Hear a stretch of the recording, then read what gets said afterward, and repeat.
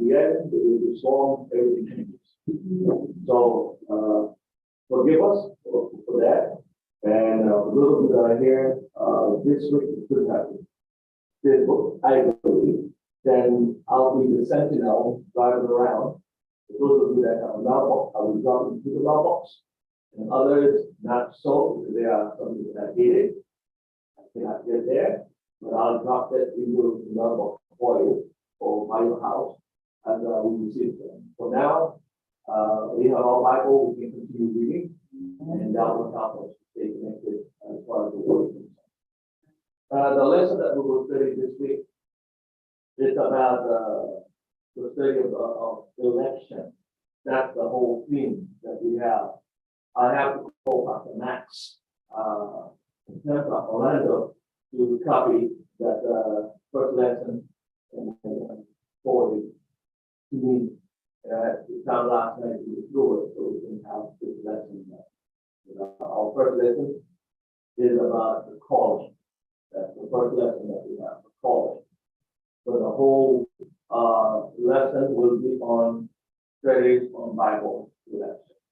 That will be the theme for the whole semester. But as far as today is the call. Let's pray. Father in heaven, we're happy that we have a chance to testify on your behalf. We're happy that we are alive. And we happy that we can be at church today.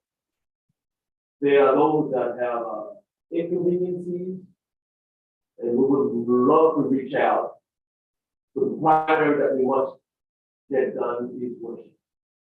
As we worship and try to testify to it and reach out, help us out your word, and those that are listening to your word, they come. We ask for the Holy Spirit that is studying your word. Forgive us in Jesus' name, I pray. We're talking about calling. Many people, when they don't have to do certain things, they say that this is their calling. For example, Matthew is a work mason work. He does it in a way that with all the experience that he has doing it for years. So if I have to have something in my hand compared to Elder Matthew, you would have seen the difference between, oh, this is not your calling.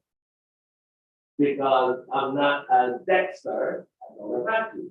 And so it may be for each one of you that have a faith that you don't have. So when we have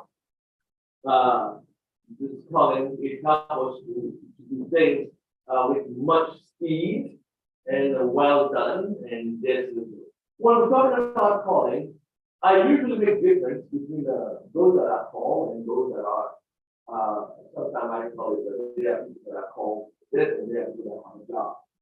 Because they are two different things. When you work for money, you see the money, you don't see the work. You're trying to get it done for the numbers of hours so you can put the table. Sometimes you even go farther than that of doing things that you should not have done.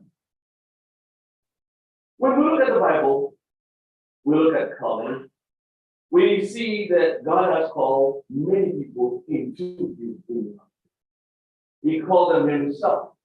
Besides Adam and Eve who were created and put in the garden, then after that we have Noah that was called formation. We have Abraham that was called formation, and so on, Moses and so forth. Because they go to the extent of such things. Why did we go to such extent to do this? So you would understand that having to have a talent and I have to be gifted by God, they not. So when we look at the lesson, there is no verse, the memory verse for the first lesson. They don't give a memory, or maybe the picture that the mom probably showed that. The first question that we have is, what is earnest admonition as God given us? What is earnest admonition as God given us? And we find it in the book of, we read in the book of 2 Peter, chapter 1, verse 10. 2 Peter chapter 1, verse 10. If you have it, you can go ahead and read it for us. Wherefore,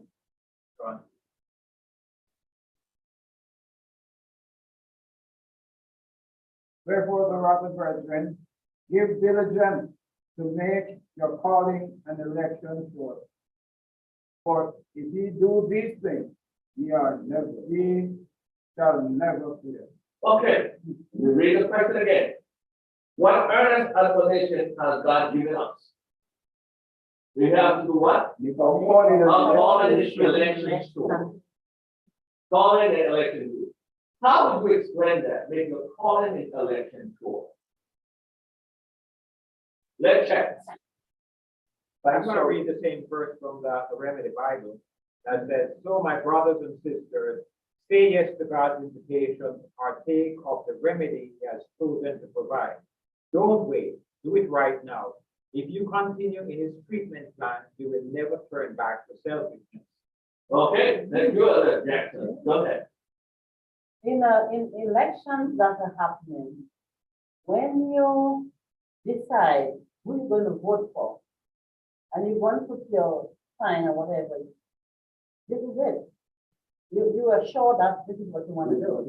So when you accept Christ, you need to tell yourself, this is exactly what I want, and there's no turning back.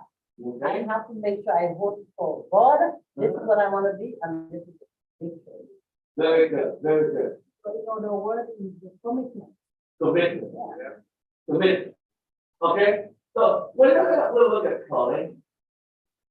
We understand that call everyone, you understand? Everyone. And I believe the word that we all know, and the word that we always cite in worship, John 3:16. For God so loved the world that he gave his only begotten Son. So when we look at that calling in the election throne, Elder Jackson just read it for us in the Bible. Say yes. That's what it's saying. Say yes. In other words, God called you, even though that we have that will, instead of having to do badly with it, say yes to God. Then, if you say yes to God, what do you have to do? You stay committed. You stay surrendered. You stay committed because you may say yes and there. You see? There are many people that say yes to God, and then at the end they are out there doing their thing. They're not staying grounded as it's supposed to. Then, how would you make that your election sure? You have to be in with God. Because yes, I have made the call. You have to say yes, but you have to stick with it. It's not that you say yes, and then you're here, you're there, you're here, you're there. That, no. But since the man says, well, when election here, you make a choice. You say, this is what I want. This is what you vote for. There are times when we talk about election, people tell us this is what they will do, but what in the secret agenda, I don't know. Until it does people down, they say, oh, if I had known. But as far as God concerned, he let it play out there. Let it play out there. So what we need to understand is as far as calling is concerned, when God calls you, take it seriously. Take it seriously. God called people of age, he called people that are children too. Because we have a king in the Bible that means king when they were a child. Because when it is called, God called you for certain work, and you must get the work done. Question. Go ahead. Aren't we using calling here, Rolling? We usually do loosely. Yeah. Okay. Because you went into specific, but God calls everyone. Everyone, we said that, yeah. There's not everyone that has to say yes. We said that God called everyone except him. That's why we cite John 3:16. Everyone is called. Yes, sir. At one time, we had this call and the chosen. Mhm. What's the difference between the call and the chosen? That's a good one. What is the difference? between being called and chosen. That is a good one. Well, I figure because everyone is called, again, we just went through the idea of making a commitment to God, saying yes. But Jesus himself put forward the parable or the parable of the man who had two sons, said to this one, go to this, yes, Dad, I'll go do it. And that's all he said. The other one, listen, I'm not going to do that right now. But sometimes we come to our senses and we realize our mistakes. And he said that, okay, he went and did what his father said him, told him to do it, except that he refused in the beginning. Well, that second one who said no to the call was chosen. It's the one who aligned themselves with the purpose of God that is chosen. All right. I believe there are times that the word called and chosen is being one. The reason why that I say, if you look through the story, God has called Abraham and say, you leave your city where you're at. God has chosen him for a mission, a certain mission. Moses has also been chosen for a certain mission. The disciple, when receive the call, God has chosen them, have chosen them, and they have a mission. They are kind of look at the word chosen, it might be defined with the calling that you have. However, we don't choose them. God chooses. And we don't choose God. From the very beginning, God called us. He wants us to be under his authority. And when this happens, and you stay in the call, committed to it, then your election of being chosen is sure. So I don't know, Elder, if you have anything in your mind that you would like to defend or help us to go further into it, so you have a great understanding. The children of God is those that the Bible talks about those that are chosen for salvation, chosen because of their choice. Correct.